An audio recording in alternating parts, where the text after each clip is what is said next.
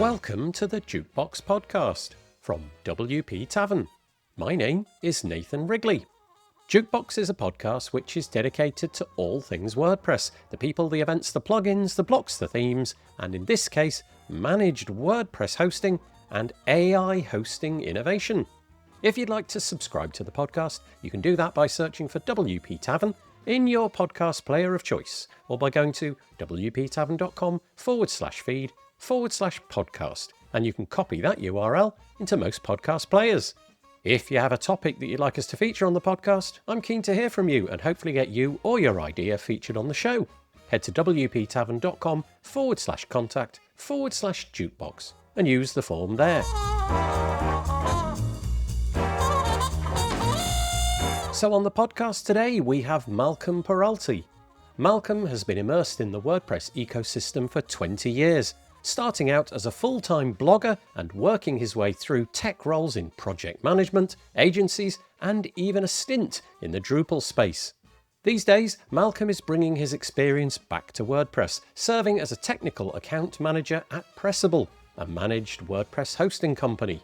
Malcolm shares how he found his way from early forays with WordPress to managing large-scale hosting environments. He talks about the lure of the Drupal world and why he's ultimately returned to WordPress and Pressable. We discuss what technical account management means at Pressable, how his role differs from sales and support, focusing instead on long-term strategy for clients, performance optimization, and bridging the gap between customer needs and the underlying WP cloud infrastructure. We hear how Pressable proactively helps clients, sometimes even advising them to downgrade their plan if optimizations mean they need fewer resources. We go behind the scenes in Pressable, getting into how hardware considerations, plugin bloat, WooCommerce or LMS sites, and customer handholding all come together inside one company. Malcolm gives us a candid look at performance challenges, the way hosts interact with infrastructure teams, and why education around WordPress performance is so tough, even as competing platforms prioritize speed at all costs. We also look into the future. What are the cutting-edge trends in hosting, like database replication, virtual clusters, and especially the rise of AI within the hosting experience? Malcolm explains Pressable's upcoming MCP, an AI-powered control panel that promises to let you deploy and manage WordPress sites using natural language. We explore how AI will impact everything from customer support to site deployment, potential pitfalls, and the challenge of balancing automation with human relationships. If you're curious about the state of managed WordPress hosting today, the interplay of tech, support, and AI, or just want to know what's happening behind the curtain, this episode is for you. If you're interested in finding out more, you can find all of the links in the show notes by heading to wptavern.com/podcast, where you'll find all the other episodes as well. And so, without further delay, I bring you Malcolm Peralty.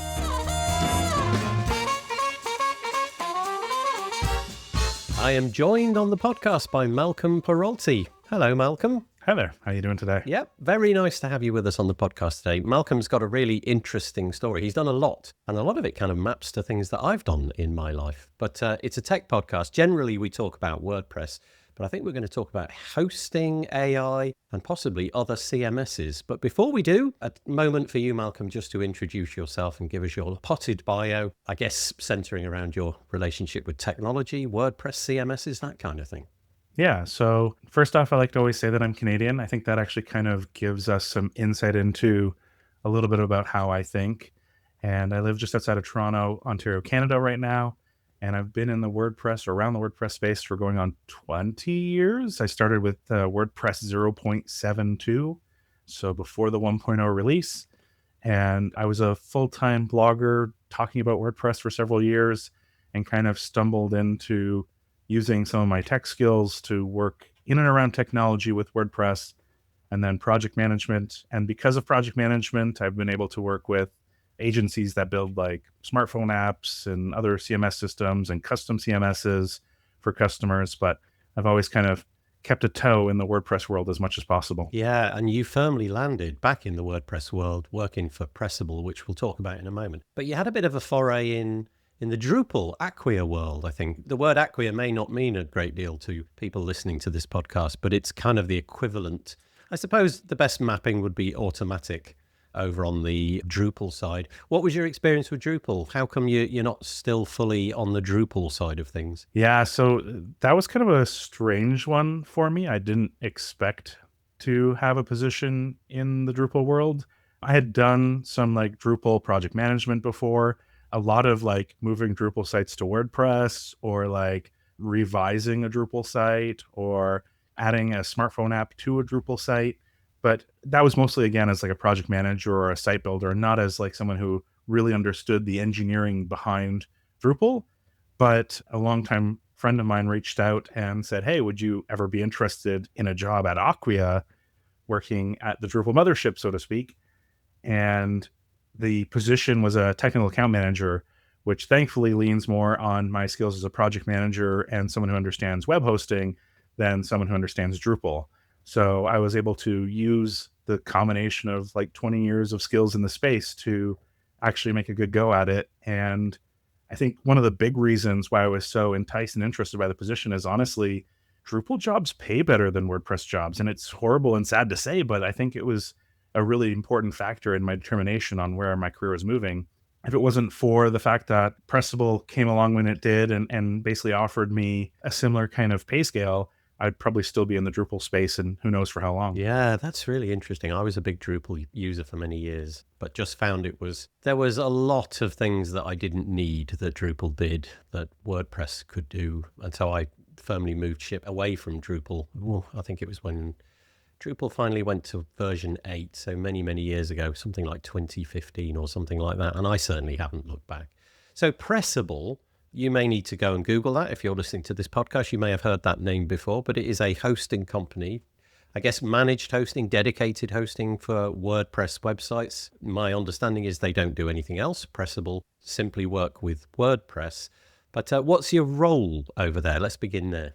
Yeah, so I'm a technical account manager. I'm the second technical account manager that Pressable has hired. They're trying to build out a technical account management discipline. For those that haven't heard the term technical account management before, you might think it's like a sales role or something like that with a technical bent.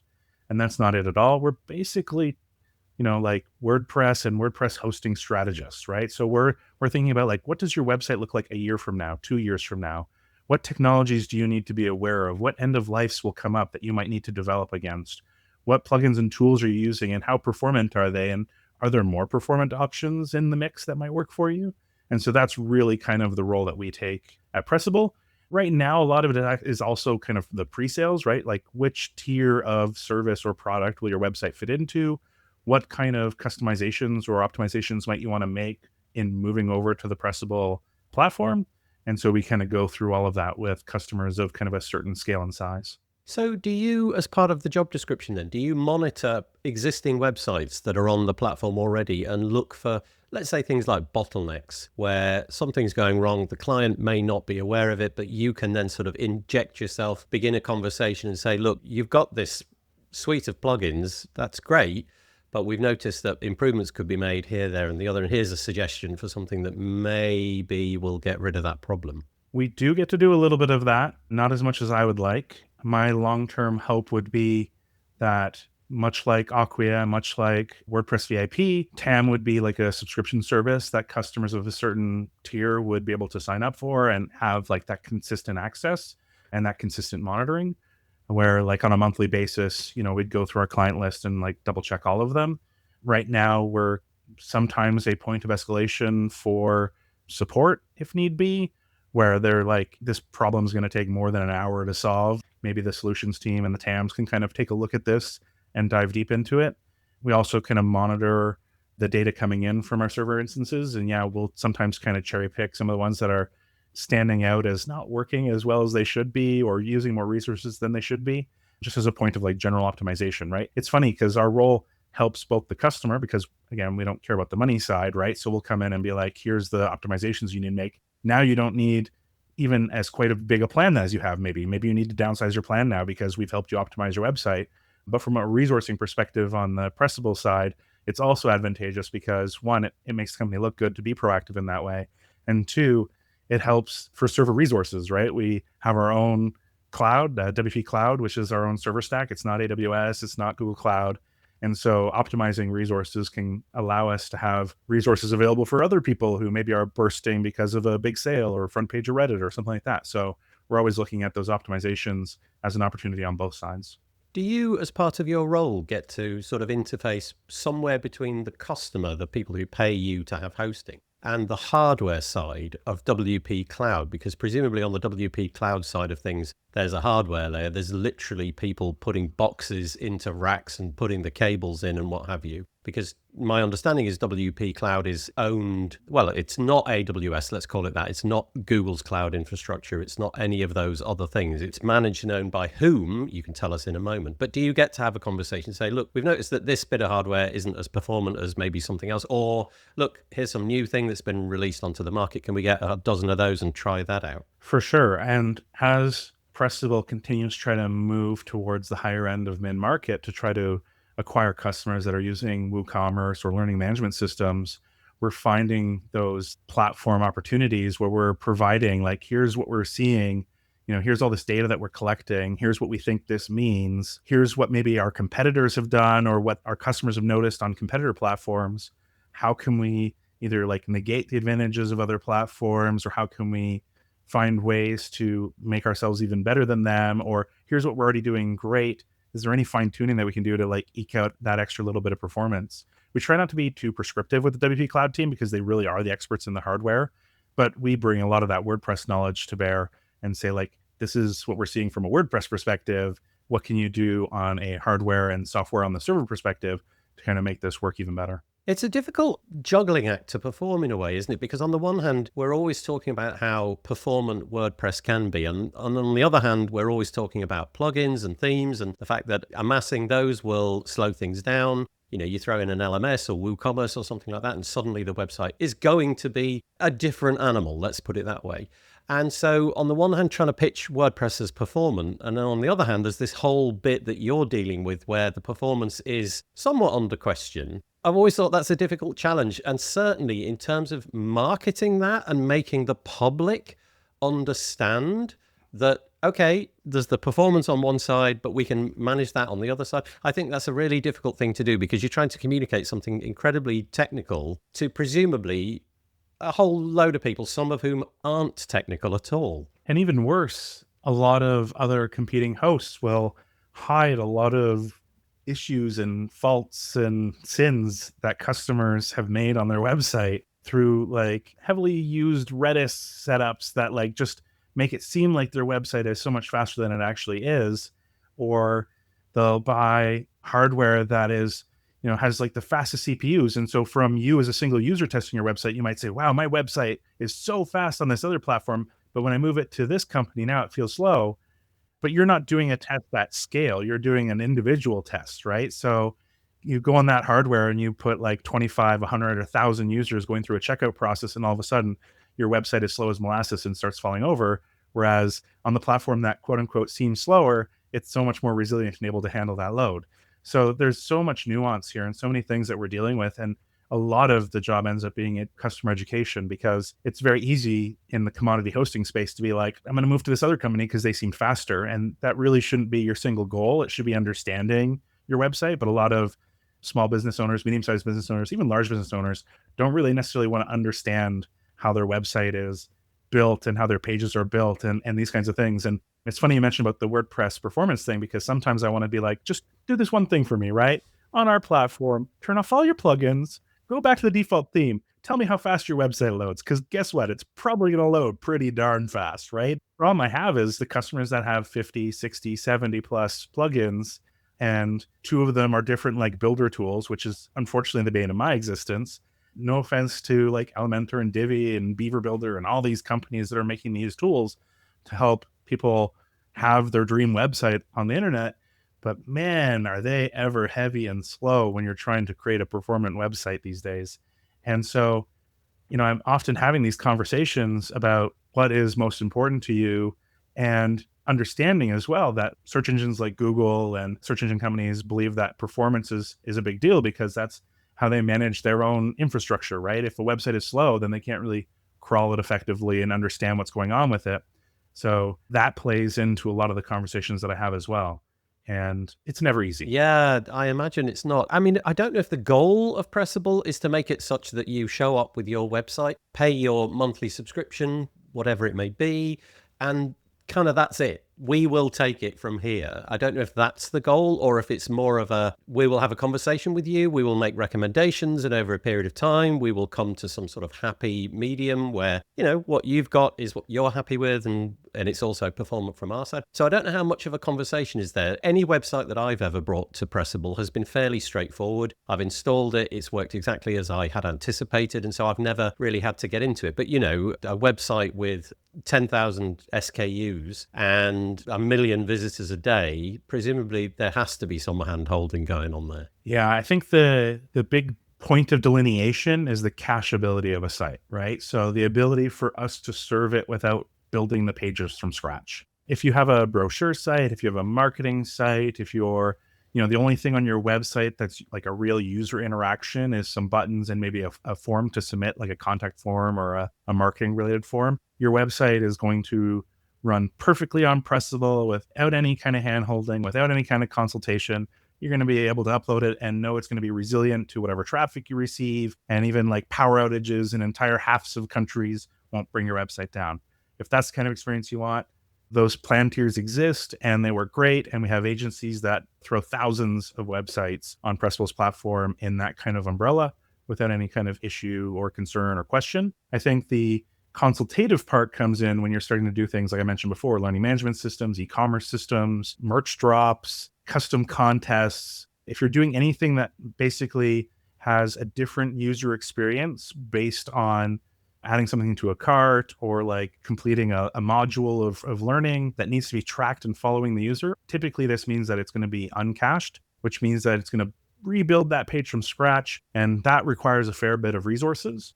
We've optimized a lot of things to make sure that we can do that effectively. But again, the conversation comes into play. If you add in Facebook for WooCommerce plugin that breaks cache on every page load, then we have to work with our customers to understand like what that means and what the trade-offs are and what replacements might exist to make it so that we can cache the majority of sessions so that they can stick within their resource utilizations that we expect them to use. Most companies, including Pressable, will sell on like the number of visits to the website, but also another piece is the amount of workers, right? So these are the little pieces of software behind the scenes that actually complete all of the things that users are requesting, right? Serving up images and web pages and shopping carts and stuff like that. We have a really cool model where we have one worker per one vCPU, which basically means you get your own dedicated highway for that worker. He's his own little car on his own little highway lane, where a lot of companies will do like 40 workers to one vCPU. So imagine 40 cars on one lane highway versus 5 cars on a 5-lane highway. So the way that we process things is a little bit different as well. And so that requires a little bit of education on our side.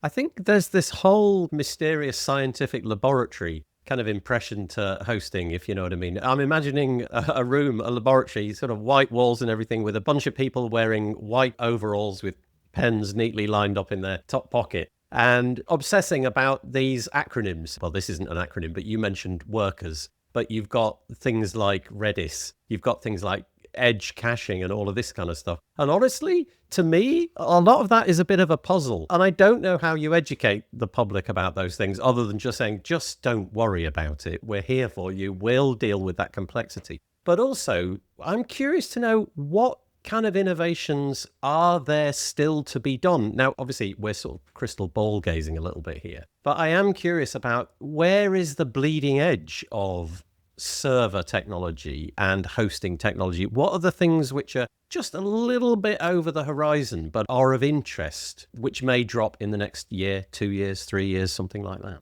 Yeah, I would say we're seeing a lot of WebAssembly type efforts, which is kind of interesting, which is, I don't know if anyone's ever seen, there's a WordPress playground site where you can have like WordPress basically running in a browser. You don't have to install it anywhere. It just exists in your browser as like this ephemeral install of WordPress that you can play with and do stuff with and then export to a real install of WordPress if you're interested.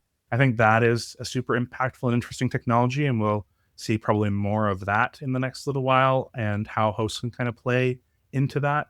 I think that we'll also see better caching technology, better database technology. but also I think better replication technology. So everyone knows that a lot of WordPress kind of exists within the database. And so if you want to have high availability, you need to be able to have that database exist in multiple places. But if you're doing transactions on your like primary database for like e-commerce, you're like buying products and you have Malcolm bought a t-shirt from my website. He wants this size and he wants it shipped here. We need to now replicate that to any other like high availability databases that we have. That replication right now is very old technology in a lot of ways, and it's not as optimized as we would like it to be. So there's a latency that exists there, and replicating that to other places, Acquia and some of the other companies I worked for, that latency could be really high or really low depending on how it was configured, right? How long do we kind of keep that data there before we send it over? We try to do as much real-time streaming at Pressable as possible to make it so like, within like 2 seconds, the data is now in that replication. And so if your primary goes down, you've lost maybe a second or 2 seconds of data. On some websites, even that can be really bad, right? Because if you, let's say you're doing a big product drop and you have 10,000 people wanting to buy tickets to your concert and you lose 2 seconds of data, that could be hundreds of transactions that just evaporate into the ether. So better ways of syncing that data across and managing that relationship between multiple servers, I think is going to be a big transition that we see in the marketplace. We're already seeing the idea of virtual clusters. So multiple data centers pretending to be like one local server. So then we don't have that same feel of migrating or syncing data between locations. It just pretends it's all kind of in the same place. So I think that will be kind of interesting to see, because again, that adds more resiliency. And I think everyone that I've ever talked to, if you say like, how long are you okay with your website being down? Even if it's not a money-making website, you'll hear them say something like, I don't know, maybe an hour at most, right? So finding ways to make websites more resilient is going to be important. And then I think just a better understanding just from top to bottom on what's happening with a website, right? So we have a lot of logging, but it's not necessarily the best at auditing. So for example, if Nathan came on my website and got access to it and deleted a plugin, I might not have the best tools right now to be able to say, oh, it was this IP address at this time. He logged into this user. He did this action, and have that complete picture to be able to kind of quickly and easily reverse. We kind of depend on backups right now a lot of time, and I hate that. Or we depend on like trying to fish through logs and make those connections using our human brains. All of that is just a really poor solution. And I think AI will hopefully help with some of that. And I'm looking forward to having more of this like very specific picture of every action that has on a website without, again, adding a whole bunch of load to the server environment or a whole bunch of data storage requirements that makes it really impossible for organizations to kind of have all this information, right? Because if I start auditing every action that I'm taking on a website that I have access to, and you think of Pressable having multiple thousands of websites hosting platform, you can imagine the amount of data we'd then need to record, right? So data compression becomes super important, or the ability to kind of infer things based on data that we're seeing becomes important. The amount of work that I do in like looking through logs would make your eyes kind of pop out of your head. It's brutal sometimes. And logs have never been very user friendly. So again, another area that AI has been helping us with is like, okay, pull out the things that are potentially the most impactful, the most interesting, the things that stand out over like a statistics probability kind of system. Yeah, I think what's really curious about everything that you've just said is, so there's this kind of impression for people who are just casual users of WordPress that you go to a hosting company, it's a bunch of files and it's a database, how hard can it be? And then you've just given us a bit of a window into, well, this is how hard it can be, because there's so many scenarios, and the typical mom and pop store where, like you said, an hour's downtime might not be the end of the world and most of the things can be cached and all that kind of thing. Well, that stands in real contrast to the, I don't know, the gigantic megacorp.com company that's doing 8,000 transactions every couple of minutes and there's millions of dollars going through. And there's just a whole other layer of things going on there. And so you see the word Pressable, you think hosting company, pretty straightforward. And I think it's really interesting that you get an opportunity to come on and say, well, actually, no, there's this other layer. There's all this stuff going on in the background. There's all of this technology. We're thinking about the future. You know, we've got different geographical locations where things are housed, and we're trying to speed that up so that there are all these different clusters. It sounds complicated, essentially. I'll boil it down to that.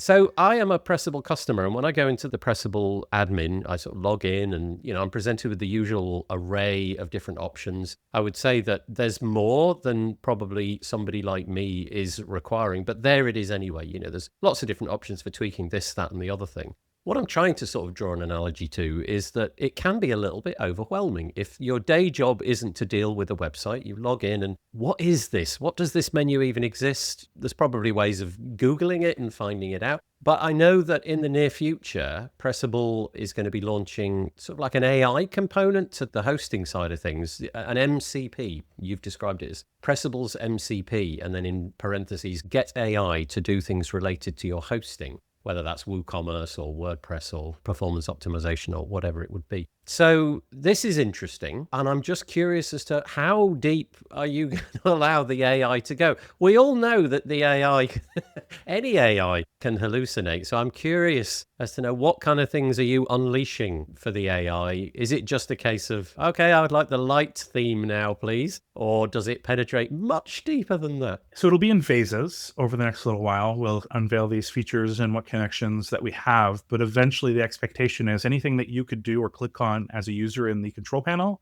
an AI could also act on and do as well. So a great example that we've been giving our agency partners is if you, let's say, are working on code for a customer's website, you could say to the AI built into your Visual Studio Code or your GitHub or whatever, hey, spin up another sandbox site, push this code, update the database, pull from production all the files, and let me know when this is complete. And the MCP will go and it will spin up a new sandbox site, a new WordPress install with a new domain name attached to it. It will grab your code and push it up to that website. It'll go to production and grab the files from the WP content uploads folder and sync it over to this new staging site or sandbox site that you've asked for. And then it'll say, hey, by the way, it's now ready for testing. And you've done this all with natural language as a command behind the scenes. Or let's say you're running 1,000 sites. Tell me all the websites that need like a Gravity Forms plugin update.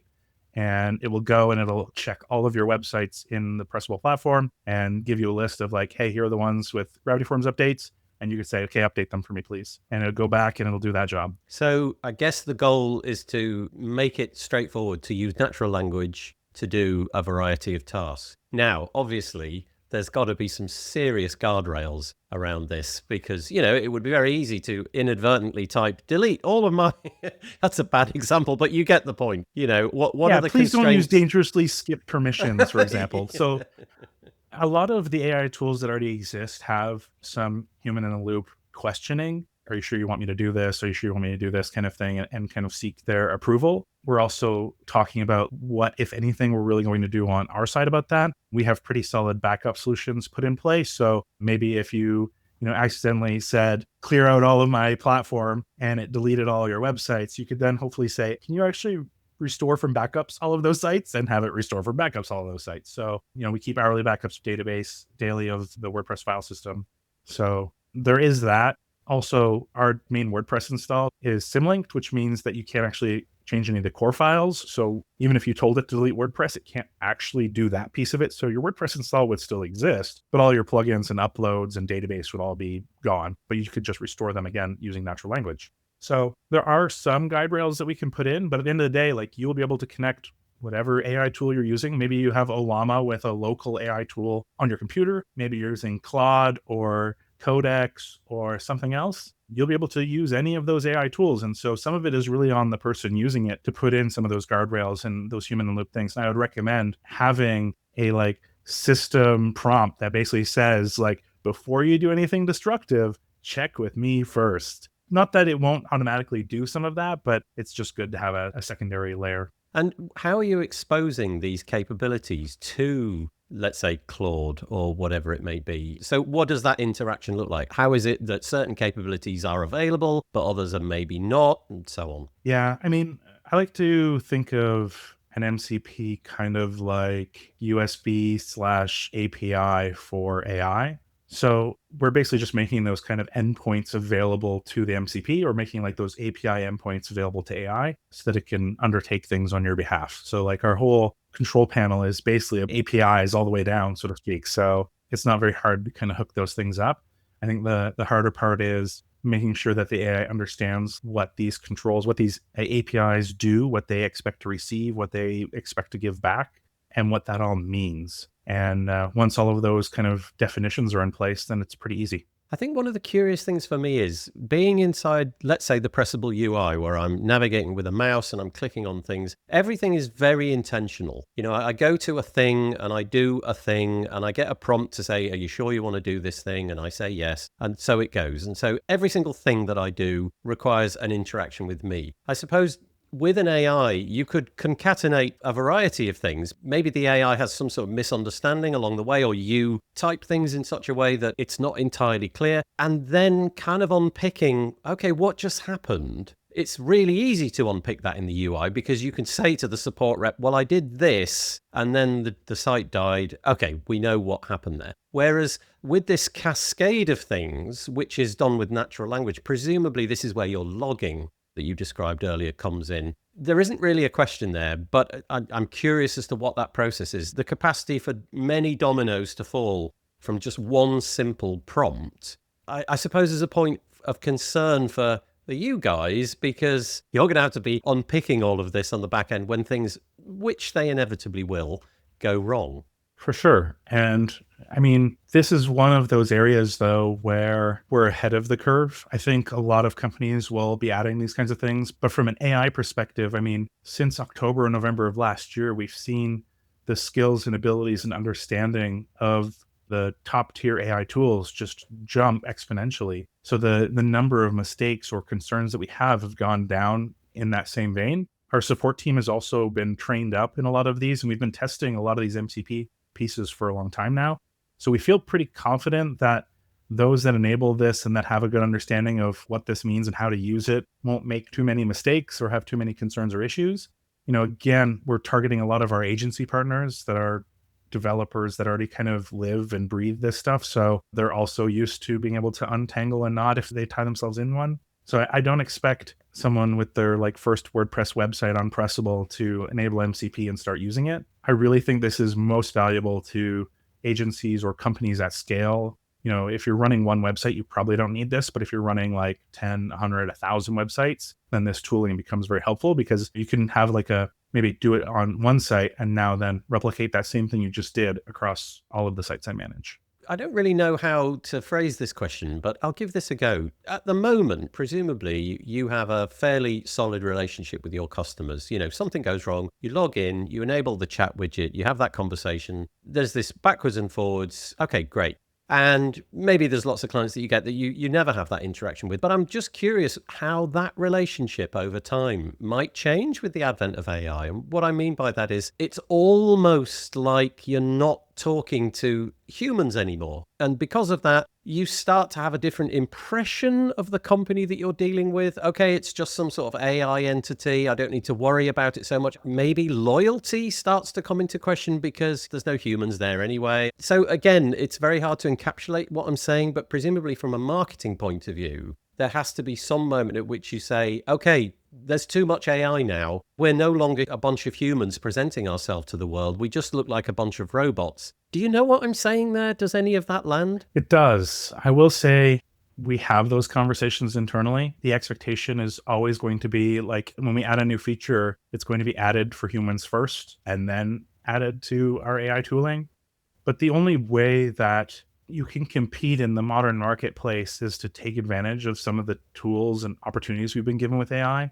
As difficult as it is, there's probably a business case. I'm sure there will be businesses that will target people saying we don't use AI for support. We don't have AI integrations. We're a completely human business. But I think the difficulty will be scaling and competing in the modern marketplace. And a lot of the agencies we're talking to are expecting this. They're pushing us towards this because they're looking to reduce their time to delivery, right? They want to be able to sit in the coffee shop with a customer, get a brief of the business, give that brief to, an AI tool that transcribes their voice to words, and then have it go through this whole system of setting up a hosting sandbox for the website, set up WordPress, select a theme that matches their expectations, set up the brand colors, and almost have a proof of concept at the end of a meal with a customer that was assisted by AI. And if they can't do that first step of setting up a sandbox or a staging site for the customer, then we're not part of that conversation at all. They're going to go where there is that feature and that functionality, and Pressable won't be part of that conversation at all. And as for end users, I mean, having AI assist with the things that agencies or higher touchpoint customers need gives us that flexibility now to be available for the $25 a month customers who actually need the handholding and support from a human that we just couldn't do otherwise, right? It just doesn't scale properly at that price point. So I think this could be advantageous to both sides if it's used right and done right. But I definitely agree there's landmines that we have to kind of be cautious of and avoid. And we have to be very careful about how we apply this. And I think the key thing is always making sure that everything that we do is human first and then AI enhanced rather than AI first and human supplemented. It's just a hard line to walk. It's so interesting, that conversation you've just described in the cafe, where by the end of the cup of coffee, you've got yourself a website based upon a conversation you were having moments before. The collapse of the timeline there. We used to think that this 5-minute install was a big thing. Now it's like the 5-minute website that's fully ready to go, or at least some simulation of a website. May not be the finished one, but you've got a staging site ready with a theme that's adjacent to what you want to do, with some content that might replicate what you want to do. And it all took place in less time than it took you to finish a single coffee. And that's so interesting. And you have to armor yourself against that. That raises another question, of course, which is how far your tentacles go into the website itself, because traditionally hosting companies really didn't concern themselves with the website, apart from the fact that the website was available and, we can see what your plugins are and yada, yada. But it does sound like we're straying into theming and possible content creation and things like that. So I don't know if that falls into the roadmap a bit as well. So maybe there's a future where you can, with the AI, sort of say, I'd like to swap out my theme. It's Christmas time. Give me a Christmas theme. But we're doing that in the hosting environment. We're not necessarily having to log into the website. Again, do you sort of see where I'm going with that? Yeah, and I foresee for sure the integrations with AI that WordPress 7.0 already has and the discussions for 7.1 make me believe that Pressable's MCP will be able to talk to WordPress's AI integration and do that from end to end. So, I mean, we could already do it with the MCP, like adjusting database values and stuff like that, but that's not what I would consider an ideal way of doing this. But like I said, with the changes that are happening in WordPress core, I definitely foresee like a complete end-to-end solution, one AI talking to another who then carries that task forward, reports back to the Pressable MCP and lets us know that theme change is done, those plugin updates are done, the content change is done. And again, all from that initial prompt, maybe in your Visual Studio Code, which is just crazy to me. I am so used to basically not going back to the hosting until there's a problem. I go to the login URL for the website in question. I log in, I move around the WordPress UI, create a post, publish a post, schedule something, whatever, upload some assets. You get the idea. And the idea of that not being the modus operandi for everybody will be so interesting, because it's going to shatter that experience of, you could watch a YouTube video to figure out the thing because everybody does the thing in the same way. But it feels like we're heralding a future where no two people are going to have the exact same experience. You may be creating content through a text editor, which then somehow gets uploaded, or the text editor merely creates a prompt and then the theme is swapped or amended because you've typed in some prompt. So, my UI, my IDE, my text editor, my version of WordPress, maybe I might build my site entirely differently to you. So that's fascinating and slightly worrying at the same time, because how do you support that? Not just Pressable, but how does the community support it when we've got an infinite number of ways to create a blog post? And not just a blog post, but everything. Yeah, right, everything. So maybe you say you want this Christmas theme. Maybe it doesn't select a theme and change the colors. Maybe it writes a whole new CSS for the theme you have, or maybe it writes a whole new theme, or maybe it writes a plugin that automatically switches it around Christmas time. Like, it doesn't have to pull off the shelf from the theme marketplace or the plugin marketplace that already exists. It can create something wholly new and specific for you. Maybe it writes a whole new block for you rather than trying to pull together 3 or 4 blocks to be able to create the output that you're looking for. And some of these things for sure are not going to necessarily be super performant or super secure, especially initially, right? Maybe a year or two from now, once the AI is even smarter than it is today or has a better understanding of WordPress than it does today, maybe it will kind of think more about security and performance than it does right now. But you're going to have these people deploying things that are not the ideal outcome or ideal solution or ideal anything. It just works for them right now. And it's funny, I always hear people talk about maintenance, right? How are we going to maintain all this AI code? We humans are not going to maintain all this AI code. AI is going to maintain and update all this AI code. And so the joke of it is, if you come along and your host comes back to you and says, hey, your website's running like a dog, you're not going to spend half a day or a day trying to troubleshoot anymore. You're just going to say, hey, AI, why is my website running poorly? Fix it, or give me a list of things that need to be fixed, or what have you.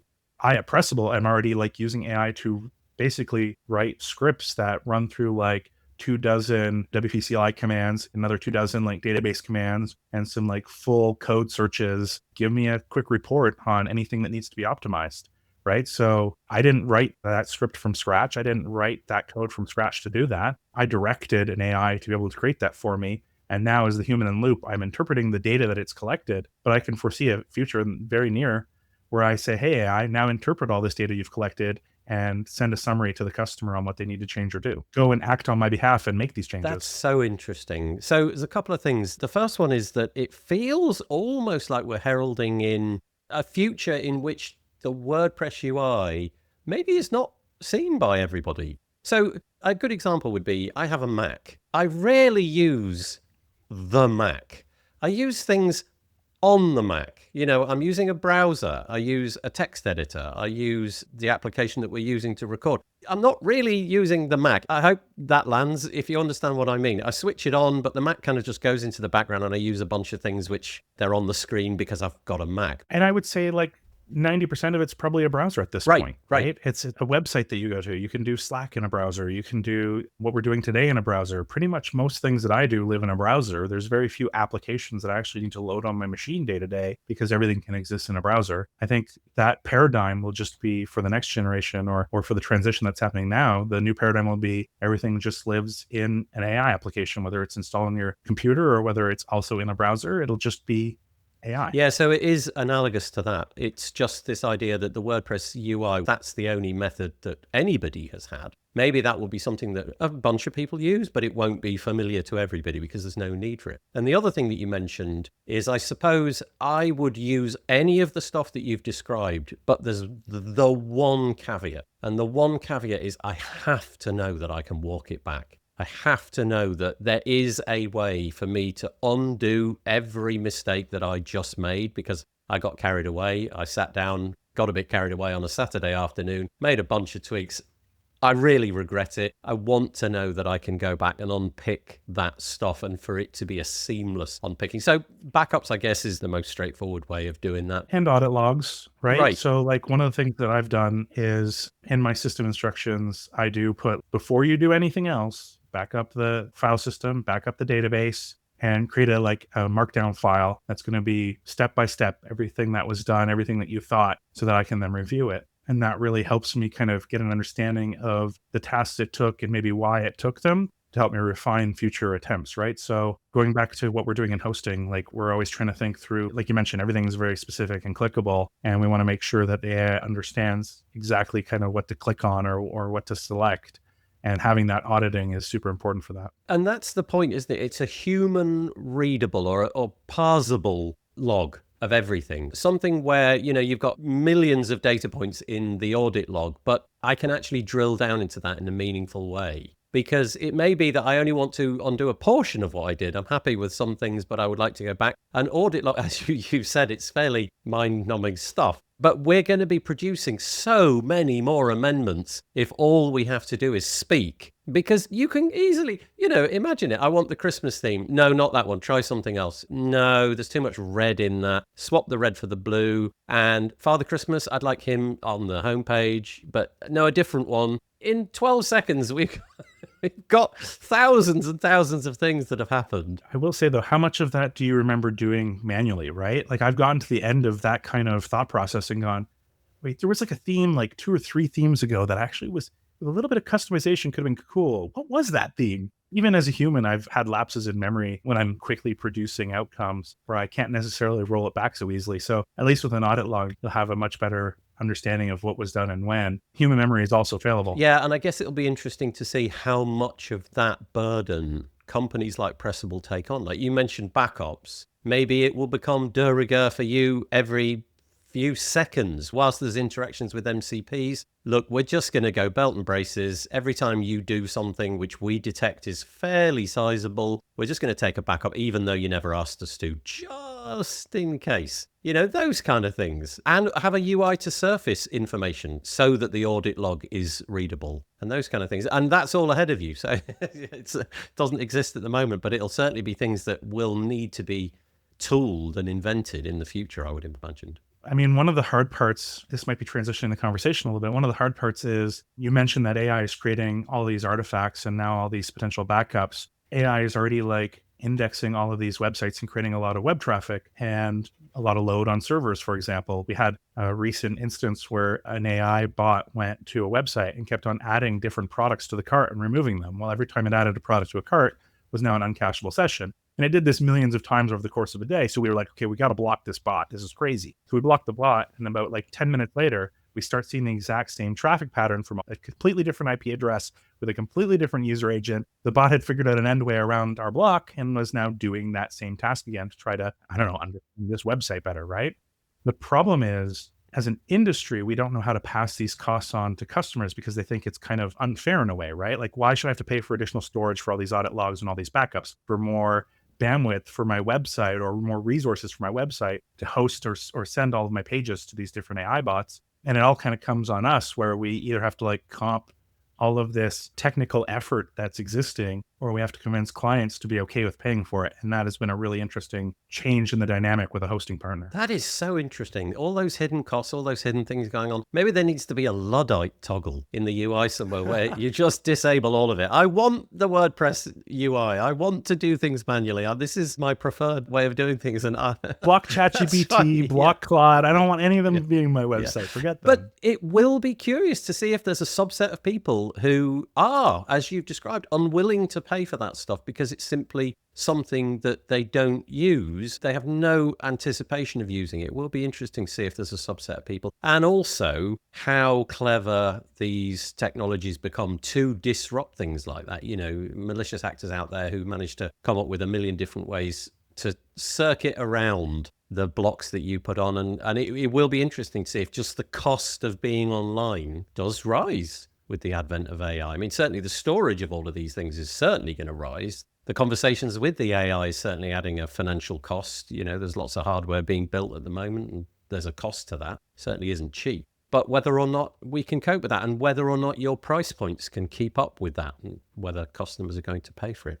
Okay, there we go. That is so interesting. There's so much stuff to dive into there. We could probably talk for another hour or so, but there we go. So, Malcolm, if anybody wants to reach out to you or learn more about Pressable, I guess, where would we reach out to you? Do you do social media or whatever it may be? I try not to. For Pressable, it's pressable.com. For myself, I'd prefer you to go through my personal website, which is my last name.com. So peralty.com.